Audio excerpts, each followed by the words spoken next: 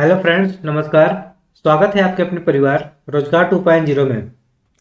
जैसा कि पिछले क्लास में आप लोग का चल रहा है मैथ, इंग्लिश में वोकैब चल रहा है, मैथ में नंबर सिस्टम चल रहा है और स्टैटिक जीके में जो इम्पोर्टेंट जो स्टैटिक जीके जो एग्जाम के पॉइंट ऑफ व्यू से जो इम्पोर्टेंट है वो चल रहा है। ठीक है, तो आज से आपका जीएस में आपका हिस्ट्री स्टार्ट करूंगा। ठीक है, आज से मैं इतिहास पढ़ूंगा और इतिहास को बहुत ही डिटेल में पढ़ूंगा। ठीक है, और ये जितने भी एग्जाम कॉम्पिटेटिव एग्जाम है, ठीक है, ये सबको टारगेट करते हुए ये इतिहास पढ़ाया जाएगा।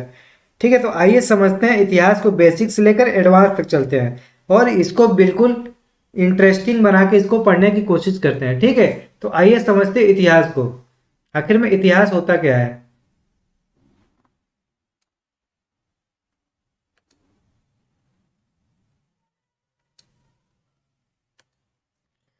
सबसे पहले इतिहास को शुरू करने से पहले हम इनके जो फादर ऑफ हिस्ट्री हैं इनको जानने की कोशिश करें। ठीक है, तो जो मेरे इतिहास है, इतिहास के जो पिता बोलते हैं, जिसको फादर ऑफ हिस्ट्री बोलते हैं, उनको हेरोडोटस को कहा जाता है। ठीक है, हेरोडोटस हेरोडोटस हैं, ये फादर ऑफ हिस्ट्री हैं।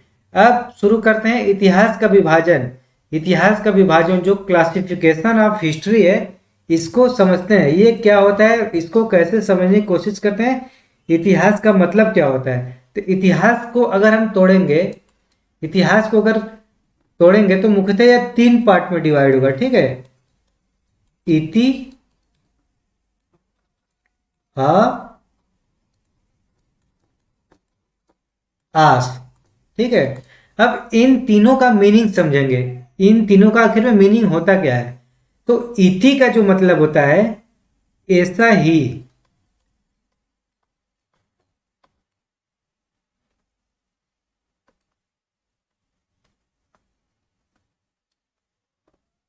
ऐसा ही। ह का जो मतलब होता है निश्चित रूप से, निश्चित रूप से। आस का जो मतलब होता है था।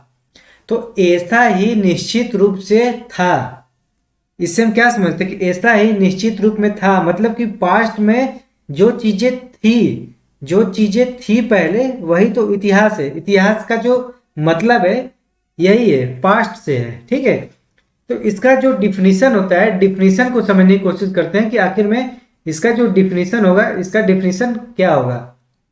तो आइए समझते हैं इसके डिफिनीशन के बारे में। तो इसका डिफिनीशन क्या होगा, जो पास्ट में जो भी घटित घटनाएं हैं, ठीक है, जो हमारे पास्ट में जो चीजें बीत चुकी हैं, जो हमारा इतिहास रहा है पहले का, वही तो इतिहास है। ठीक है, तो इसका अगर डिफिनीशन हम लिखेंगे तो इसको हम ऐसे समझ सकते हैं कि अतीत में घटित घटनाओं का क्रमबद्ध अध्ययन ही इतिहास कहलाता है। ठीक है, तो आइए इसको हम लिख के समझते हैं और इसको मैं लिखवा रहा हूं तो आप लोग नोट्स बनाते रहिएगा। ठीक है, नोट्स बनाते रहेंगे तो बार बार रिवाइज करेंगे तो ये चीजें माइंड में फिट होती है। ठीक है, और कोई भी चीज अगर कोई भी टॉपिक पढ़ो, कोई भी सब्जेक्ट पढ़ो, तो उसे आप लिख कर पढ़ो। ठीक है, लिख कर पढ़ने से क्या होता है कि माइंड में जल्दी फिट हो जाता है और वो काफी दिनों तक रहता है। ठीक है, तो इसका जो डिफिनीशन है, जो इतिहास का जो डिफिनीशन है, हम इसको समझते हैं कि इतिहास का डिफिनीशन क्या होता है। तो अतीत, अतीत जो मेरा पास्ट होता है, पास्ट, पास्ट में घटित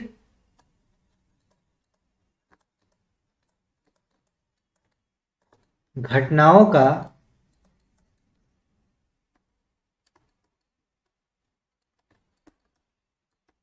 क्रमबद्ध अध्ययन ही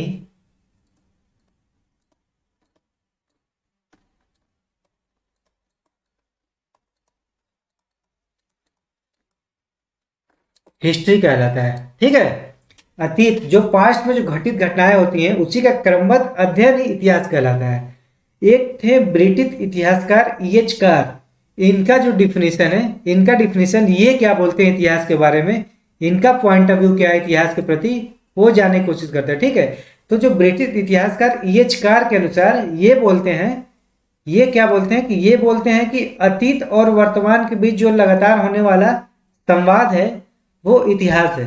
ठीक है, इससे हमारा प्रकाश, जो हमारा जो फ्यूचर होता है, जो भविष्य होता है, वो प्रकाशित होता है। ठीक है, इनका डिफिनेशन ये होगा कि अतीत और वर्तमान के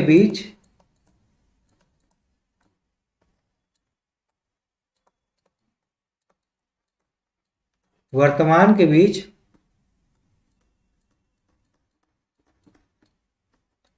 लगातार होने वाला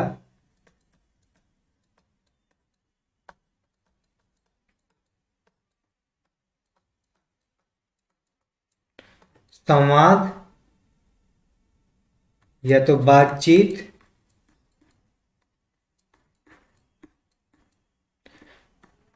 ही इतिहास है।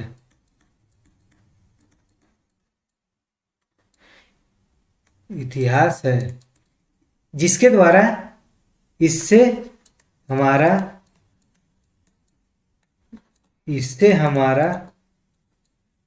फ्यूचर, जो मेरा भविष्य है, वो ब्राइट होता है, वो प्रकाशित होता है।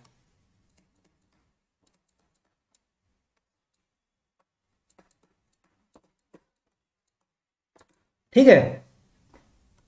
जो ब्रिटिश इतिहासकार E.H. कार हैं, इनका डिफिनेशन ये है कि अतीत और वर्तमान, अतीत जो पास्ट और प्रेजेंट, पास्ट में जो घटनाएं घट चुकी हैं, पास्ट में जो हम गलतियां कर चुके हैं, ठीक है, वो वर्तमान में हम वो गलतियां दोबारा न करें। ठीक है, उस वर्तमान की गलतियां न करें और पास्ट की गलतियों को वर्तमान में सुधारें।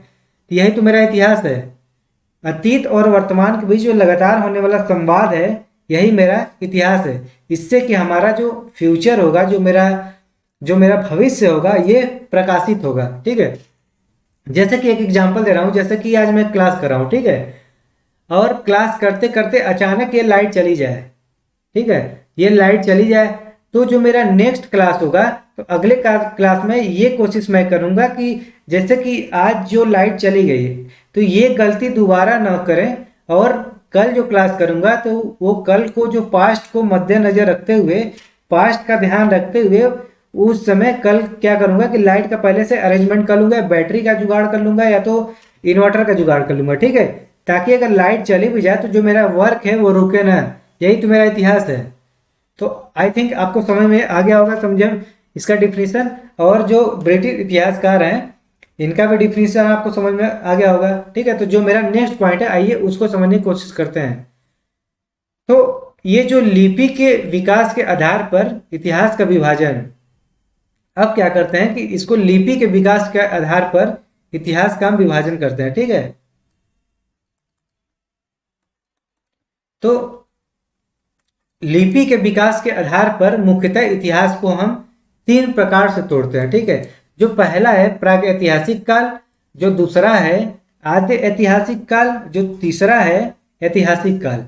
इसको इंग्लिश में प्री हिस्टोरिक पीरियड बोलते हैं, और आद्य ऐतिहासिक काल को हिस्टोरिक पीरियड बोलते हैं, और ऐतिहासिक काल को हिस्टोरिक पीरियड बोलते हैं, और आद्य ऐतिहासिक काल को प्रोटो हिस्टोरिक पीरियड बोलते हैं। ठीक है, तो आइए इसको बारी बारी से हम समझने की कोशिश करते हैं कि आखिर में ये होता क्या है। ये जो पहला पॉइंट ये हो गया आपका, दूसरा पॉइंट ये हो गया, तीसरा पॉइंट ये हो गया। तो आइए इसको बारी बारी समझने की कोशिश करते हैं। प्राग ऐतिहासिक काल, ठीक है, इसको पॉइंट वाइज नोट करेंगे। ठीक है, पॉइंट वाइज नोट करेंगे और इसका नोट्स बनाते रहेंगे ताकि हम लोग को अच्छे से समझ में आ जाए। तो इसका सबसे पहले हम क्या नोट करते हैं, जो पहला पॉइंट मेरा है, इसका टाइम पीरियड, जो समयावधि है,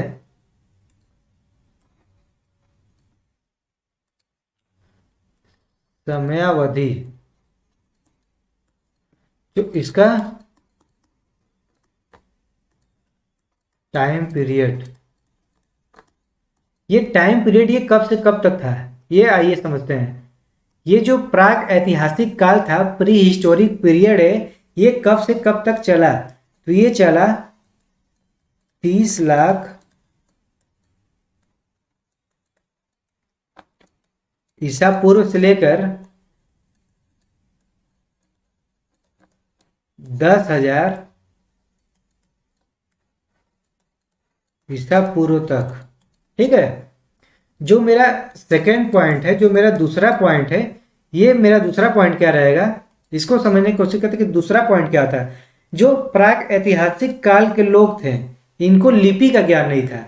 तो मेरा जो दूसरा पॉइंट ये होगा कि जो इन लोगों को प्री हिस्टोरिक पीरियड काल के लोगों को लिपि का ज्ञान नहीं था, इन लोगों को लिपि का ज्ञान पढ़ने लिखने नहीं आता था, बिल्कुल ये अनपढ़ थे। ठीक है, इनके पास लिपि का ज्ञान नहीं था। जो मेरा तीसरा पॉइंट है इसको नोट करेंगे। जो मेरा तीसरा पॉइंट रहेगा, जो तीसरा पॉइंट मेरा रहेगा कि इस काल के अंतर्गत कौन कौन से काल आते हैं, प्राग ऐतिहासिक काल में कौन कौन से काल आते हैं। तो इसमें आपका आ जाएगा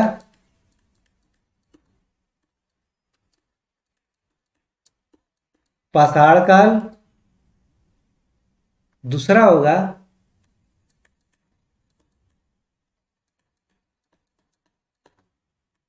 ताम्र पाषाण काल, जो तीसरा होगा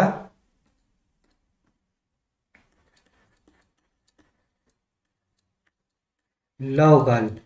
ये जो लव काल है इसका प्रारंभिक स्थिति था, प्रारंभिक चरण था। ठीक है, प्रारंभिक चरण। अब इसके बाद जो मेरा दूसरा था, पहला हो गया प्राग ऐतिहासिक काल हो गया, इसके बारे में 3 पॉइंट हम जान लिए। ठीक है, जो मेरा दूसरा है आद्य ऐतिहासिक काल। तो आइए इसको समझते हैं कि आद्य ऐतिहासिक काल क्या होता है। इसका जो पहला पॉइंट हम नोट करते हैं, इसका टाइम पीरियड। ठीक है,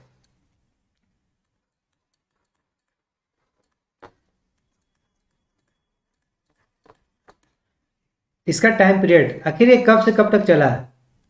ठीक है, तो ये जो चला 2500 ईसा पूर्व से लेकर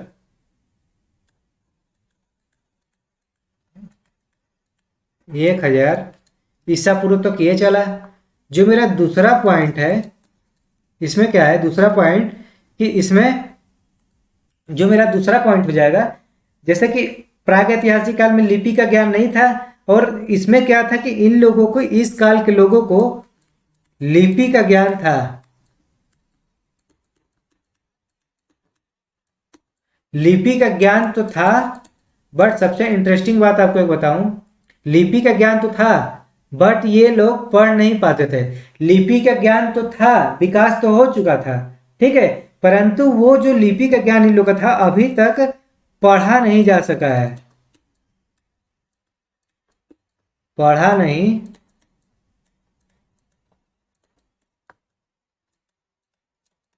जा सका है। ठीक है, जो मेरा तीसरा पॉइंट है, तीसरा पॉइंट आपका हो जाएगा, तीसरा पॉइंट आपका हो जाएगा जैसे कि प्राग ऐतिहासिक काल में पाषाण काल, ताम्र पाषाण काल, लव काल था। ठीक है, तो इसमें आद्य ऐतिहासिक काल में जो आपका था सिंधु सभ्यता और पूर्व वैदिक काल, ये आपका आद्य ऐतिहासिक काल में रखा गया है इसको। ठीक है, तो इसमें क्या है कि सिंधु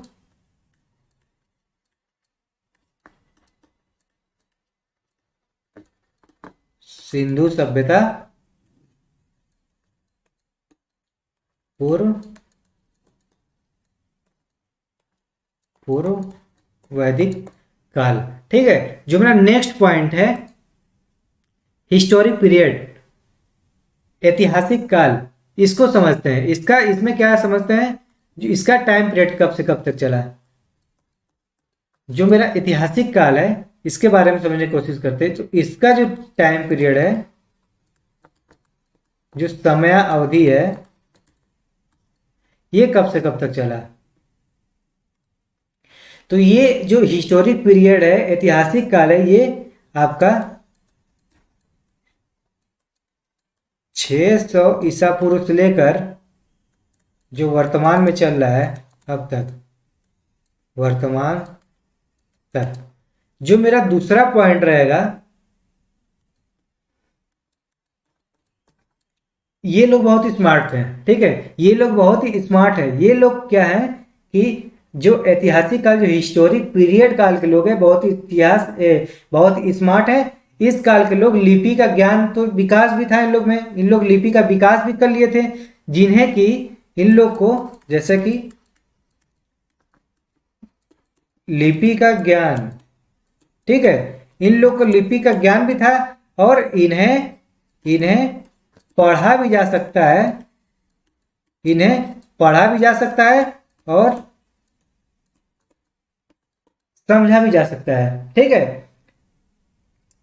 तो इसीलिए तो बोले कि इस काल के लोग बहुत ही स्मार्ट तरीके से हैं और इन लोग जो लिखे थे लिपि का ज्ञान जो है ये लोग पढ़ भी लिए हैं और समझ भी चुके हैं, ठीक है। और इसी लिपि के आधार पर ये लोग क्या थे कि ये साहित्यिक स्रोत के अंतर्गत, जो इनका लिपि है ये साहित्यिक स्रोत के अंतर्गत आता है, ठीक है। और इसी साहित्यिक स्रोत के आधार पर और यही इन लोग जो लिपि, इन लोग का जो ज्ञान था, ये जो लिपि इन लोग का था, इसको हम साहित्यिक स्रोत के अंतर्गत रखते हैं, ठीक है। और इसी साहित्यिक स्रोत के आधार पर ये लोग बहुत ही नॉलेज इकट्ठा कर लिए, ठीक है, नॉलेज कलेक्ट किए।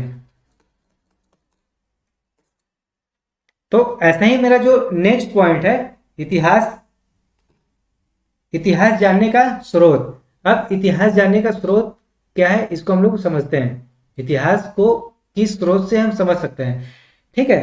तो इतिहास जो जानने का जो मुख्यतः स्रोत है, इसको समझने का जो मुख्यतः स्रोत है, यह दो स्रोत से हम इतिहास को समझ सकते हैं, ठीक है।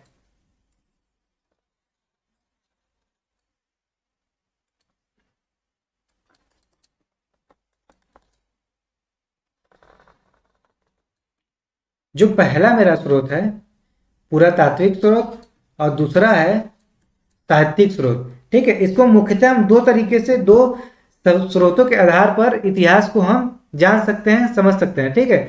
जो मेरा पुरातात्विक स्रोत है इसके अंतर्गत क्या क्या आता है, पुरातात्विक स्रोत आखिर में होता क्या है, ठीक है। इसको समझते हैं कि पुरातात्विक स्रोत क्या होता है और साहित्यिक स्रोत क्या होता है। तो पुरातात्विक स्रोत वो स्रोत होता है जो कि खनन एवं उत्खनन से प्राप्त होता है, खनन एवं उत्खनन से जो प्राप्त सामग्री होती है, उत्खनन से प्राप्त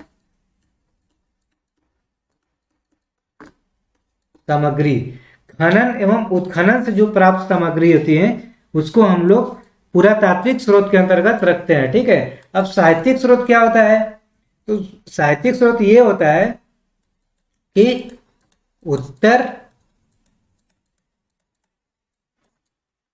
वैदिक काल से शुरू हुआ था,